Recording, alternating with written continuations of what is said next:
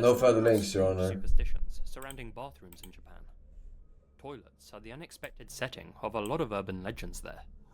For example, Akamanto, aka Red Cape, a masked spirit who appears to people in public bathroom stalls. If the occupants run out of toilet paper, Akamanto will offer them a roll of either red or blue paper. If you choose the red paper, you'll meet an immediate bloody end. The spirit may flay you alive, or rip the spine from your body and wrap it around your neck like a cape.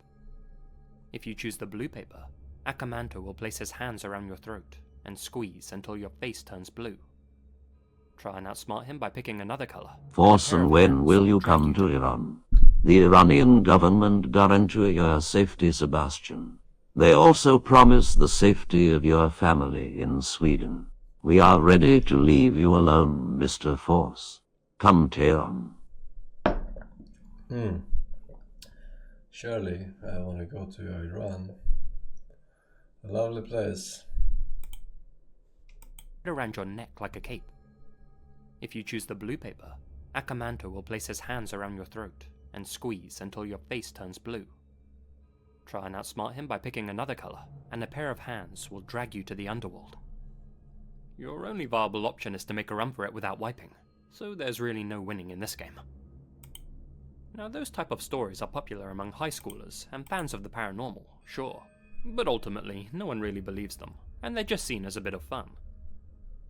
There are, however, some genuinely unsettling figures that lurk in Japanese public bathrooms, namely peeping toms. Things have gotten a lot better in recent years, but in the not-so-distant past, Japan had a real problem with pervs. Men who go around following, grabbing, and photographing women. In many ways, that's still a big problem in Japanese society, and it's the reason that trains in the country have female-only carriages, and why phone cameras can't be switched to silent mode. But one place in particular that these men seemingly couldn't help but venture into back in the day was women's bath stalls. Which brings us to our first entry from Tamura County, a rural area in Fukushima. It was the cold, dark night. Was it the guy who February crawled 28th, into the toilet 1989. of a A shit female stall? school teacher named Yumi Tanaka went into a restroom just outside her single-person dormitory. Inside was an old-fashioned squat toilet, a simple model where the septic tank was U-shaped. One end of the pipe was connected to the toilet inside the bathroom, and the other to the outside world. You'd drop your business down the bathroom end of the pipe, and periodically it would all get sucked out from the other end by a machine. After using the squat toilet, Yumi looked down into it and noticed something bizarre. There was a leather shoe deep inside the toilet. Confused, she went outside to open the concrete lid of the septic tank, but found it was already ajar. She gazed down into this opposite end of the pipe, and what she saw made her heart skip. Squashed inside the thin septic tank, covered in human waste, was the frozen body of Naoyuki Kano, a 26-year-old man who worked for the local power plant. An autopsy would later reveal that he had died 2 days prior, due to a combination of pressure on his chest and hypothermia. Investigators were stunned to find him in such a strange position. He was lying on his back in the fetal position, his head positioned just under the squat toilet. Despite the freezing temperatures, Naoyuki's torso was completely bare, and his shirt was found neatly folded atop his body. One of his shoes was on top of his face. That's the one Yumi had seen. His other shoe was later found on the bed of a river, quite some distance from his body. His car was discovered close to the bathroom, with the keys still in the ignition and the doors unlocked. The authorities quickly closed the case, concluding that Naoyuki must have squeezed into the pipe in order to peep up at women as they used the bathroom and to enjoy the feeling of their waist covering him. Naoyuki's friends and family were outraged by that assertion. The young man was known for being an upstanding, sunny, moral citizen. He had helped many of the locals with odd jobs and problems they were facing, and was well known in the community. He was also the Minister of Entertainment and Activities of the local youth club, and was considered a role model by all the young members. There was no way such an intelligent and sweet guy perished doing something so shameful and foolish. They believed that Naoyuki had been the victim of foul play. More than 4,300 local Highest villagers Japanese signed a role petition model. for Naoyuki's case to be reopened, but the authorities denied their request.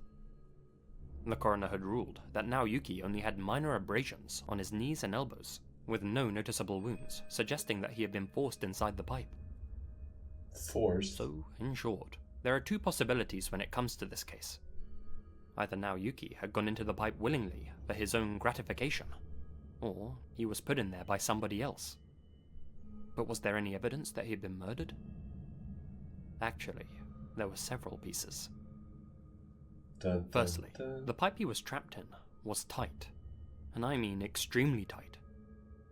Naoyuki's shoulders were 16 inches wide, but the diameter of the pipe which he had slid into was only 14 inches. The recovery crew couldn't pull his body out, no matter how hard they tried, and the entire pipe had to be destroyed just to get him out. As Naoyuki slid himself face up into the pipe and shimmied his way down, he must have realized there was no way for him to get out. He wouldn't have been able to get past the ceramic toilet above him, and it would have been impossible to crawl out backwards. Would he really have put himself in such a risky position just to fulfill a fantasy? Yeah. Even if he had, the lighting in the bathroom was so weak, he wouldn't have been able to see anything anyway. Yeah, Captain Secondly, Hindsight though. his missing shoe being found so far from his body didn't make any sense at all. Why would Naoyuki have thrown one of his shoes into a river so far from his destination, and then crawled into the pipe with the other in his hand? Thirdly, it wouldn't have been possible for Naoyuki to neatly fold his shirt while stuck within the confines of the pipe. He must have folded it before he went inside. But if it was so cold, why did he remove it at all? If he didn't want to get it dirty, surely he would have just left it outside. Fourthly, the fact that he had perished from hypothermia was odd. Most people who have fallen or crawled into septic tanks in the past have either died from drowning or from breathing in toxic fumes. It's not clear how much waste was inside the pipe. 37 Surely minutes. the What fumes the would have still been potent. Oh, it's different stories though. Alright.